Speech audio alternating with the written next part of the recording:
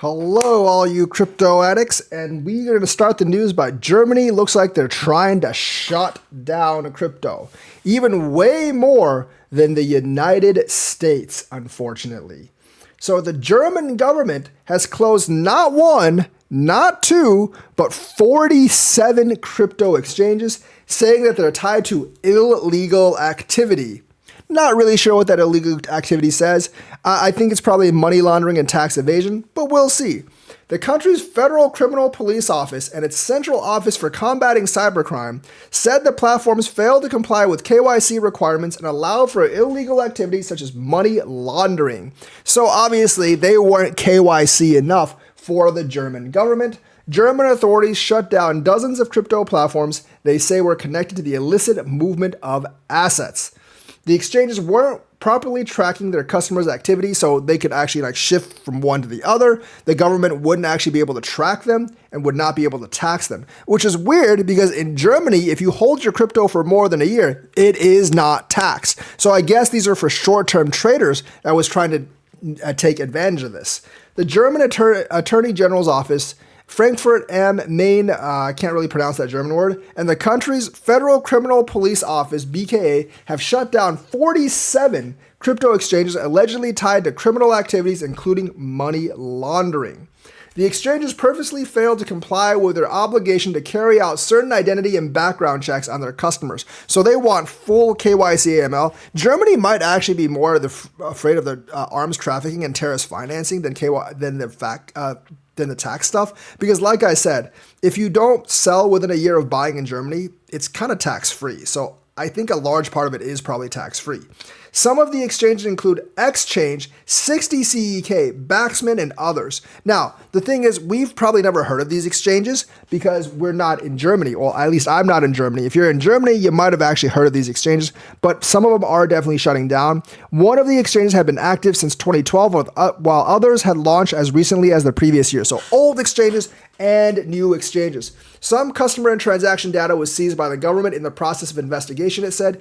Given that people behind these activities often reside in other countries outside of Germany, where criminal activities like this are tolerated or even protected, the authorities noted it might be nearly impossible for German government officials to prosecute them. So even though the exchanges are shut down, they might not be able to prosecute the heads of these exchanges because they are not located in Germany. They want to focus on weakening these activities in Germany. And basically, yeah, they're closing down a lot of crypto exchanges. Now, they aren't, unlike the title of this video, I don't think they're actually clamping down too much on crypto or destroying crypto, but it actually does remove some of the freedom. So yeah, Germany has closed down 47 crypto exchanges. You might feel like that they're really trying to kill crypto. I don't really think they're really trying to kill crypto. I think they're really just trying to enforce the rules. And a lot of these cryptos are started by people outside of Germany. So there definitely is a lot of other stuff in play. But it looks like KYC AML is taking another step in Germany. And I do actually think because of the 1-year rule in Germany, I do think they are more considered with trafficking and basically fraud and all that other stuff.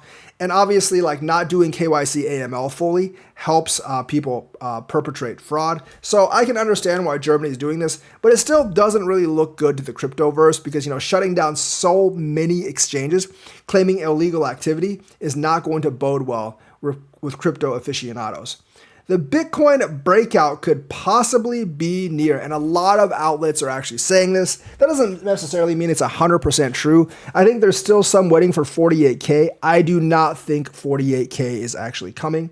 We're at 63 right now. Yes, there has been some long liquidations, and we did breach 62, but remember, we were at 61 this time yesterday. So overall, we're up 4.4% since yesterday. And if you look at the Bitcoin chart on the 4-year cycle, we are according to the last cycle, we are roughly 1 month, or not even 1 month, maybe 2 weeks from taking off. So hold on to your hats right now.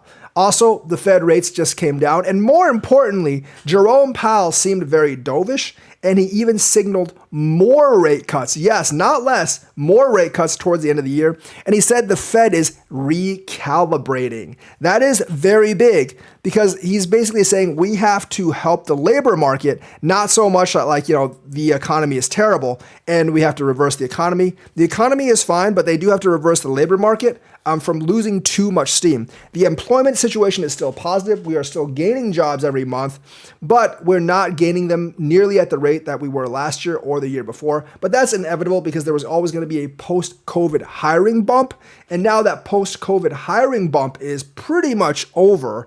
Like companies are starting to lay off some, but other companies are starting to hire. So it's more than evening out right now. To continue like positive economic growth, he is going to start cutting rates back to the neutral rate because that high interest rate is definitely choking off the high interest rate is definitely choking off a lot of businesses from using money to actually hire people. And I think like he wants slightly easier access to money. Like remember, the Fed wants to cut down to the neutral rate, and the neutral rate's like 2.5%, and we're at like 5%. So even basically after reducing 50 basis points, we're still at 4.75 to 5%. And he probably wants to be at 2.25 to 2.5%. So he's got a long way to go. And he has signaled 50 more basis points in terms of rate cut for this year. So take that as what you will. But what the Fed has actually been signaling is very, very bullish. And I'm very bullish because they're signaling extremely bullish things right now. And obviously, like they're saying the economy isn't like, isn't collapsing or anything. Yes, there is some fear of a Japanese rate increase. They said they weren't going to actually increase rates for a while, but people are waiting for the market open in Asia in a couple of hours. I don't think there'll be a big dump. If there is a dump, it'll probably be like 1,000 or 2,000 points. It'll probably go back to the same place we were yesterday before all this pump happened. I think we're better braced for something major that happens. And plus the Japanese central bank did say they weren't actually going to raise rates for quite a long time. So I don't really see too much of a black swan event. Like, yeah, there is some like stuff with Israel and Hezbollah in the Middle East, but that's more contained as a regional thing. I don't actually think Iran is actually going to come in straight and oppose Israel. And I think Hezbollah has kind of gotten a message from Israel. Yes, there are going to be skirmishes, but there's always been skirmishes in that region. So I don't actually think that's going to affect the markets too much. The Russia-Ukraine thing, I think people have gotten used to that kind of in the background. And the decreased demand from China and OPEC's rise in production, even though oil has gone up because the market's gone up in the last few days, I think oil is going to go down again because of the supply and demand kind of imbalance as we get heading into the winter. So yeah, there's a lot of factors that's actually working in crypto's favor. I mean, I think most of all the 4-year cycle, but also like policies are getting more friendly towards crypto. And remember, we still have that boost from FTX and like other companies that are actually paying customers back in cash at the end of this year. So I think we'll definitely get a boost towards the end of this year. So Hamster Combat has a new earn program, and that has some people very, very excited. Hamster Combat, it's always touting itself as one of the biggest airdrops out there. And you can claim it on Telegram, but they have like kind of like new rules for it. So there's more than 300 million players from both the Web 2 and Web 3 communities are interacting with the project, earning in-game currencies as they compete daily tasks and challenges. And they've introduced something else. This is the big thing. Hamster Combat has introduced new earn program that allows users to earn up 300% APY for claiming their airdrop allocations directly from its wallet or Telegram.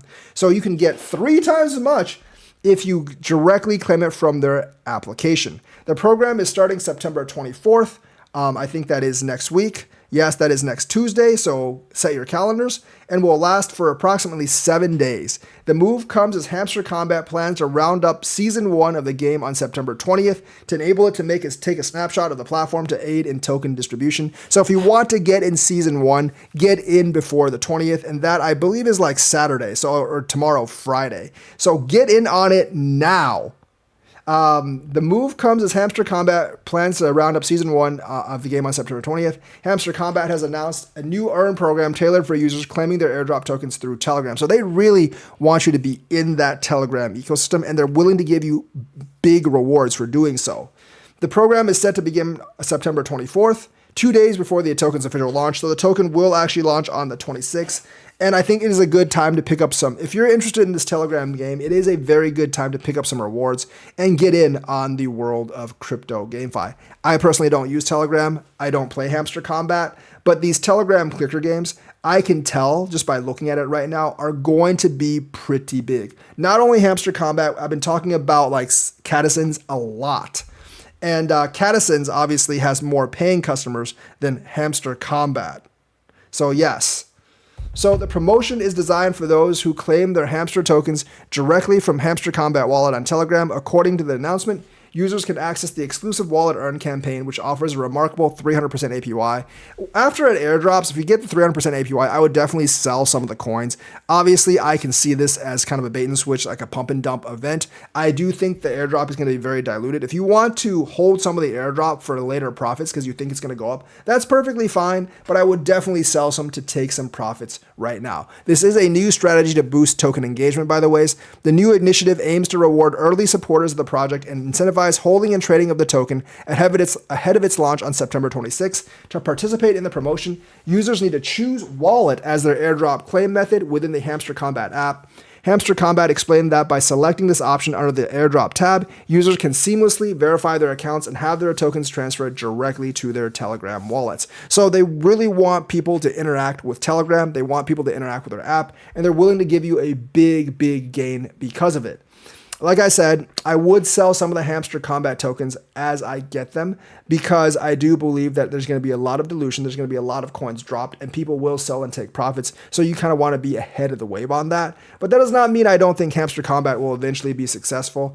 It depends what features they add into the game. And yeah, this could actually be the future of crypto GameFi, at least for a while, because these are the ones that get the community involved. These are the ones that get people excited. And these are the kind of games that, like will draw crypto people to gaming. Yes, it is pay to earn, and that kind of sucks because if you stop paying people, they'll stop playing.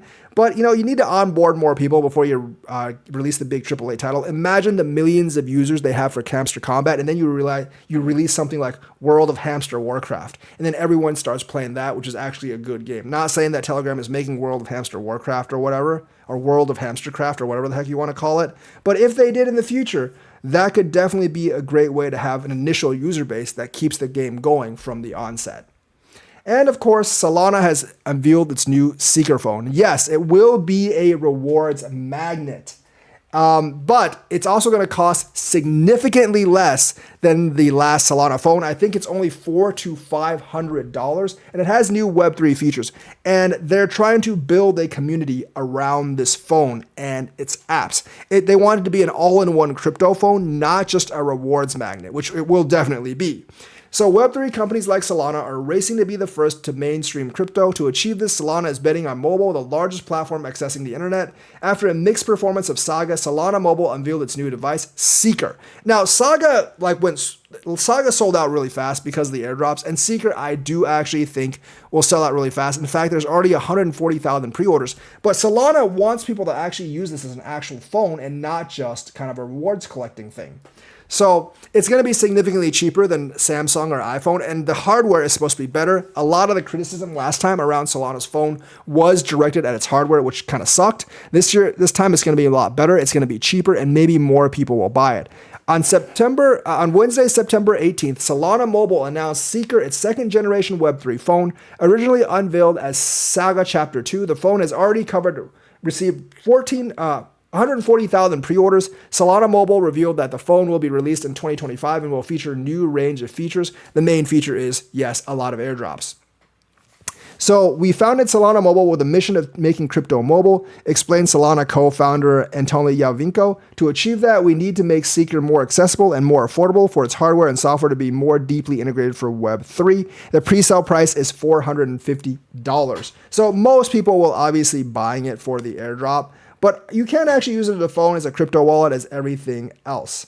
So obviously the pre-orders, there's a lot more than the original Saga phone, but that's because everyone already knows about it. I do think like the reward stuff is actually going to be, I do actually think the reward stuff is going to be pretty diluted, but it might actually include 1 or 2 gems. It'll also be updated in its dApp store, which includes new rewards tracker and improved discoverability for dApps. So they're really trying to integrate the entire system into this phone.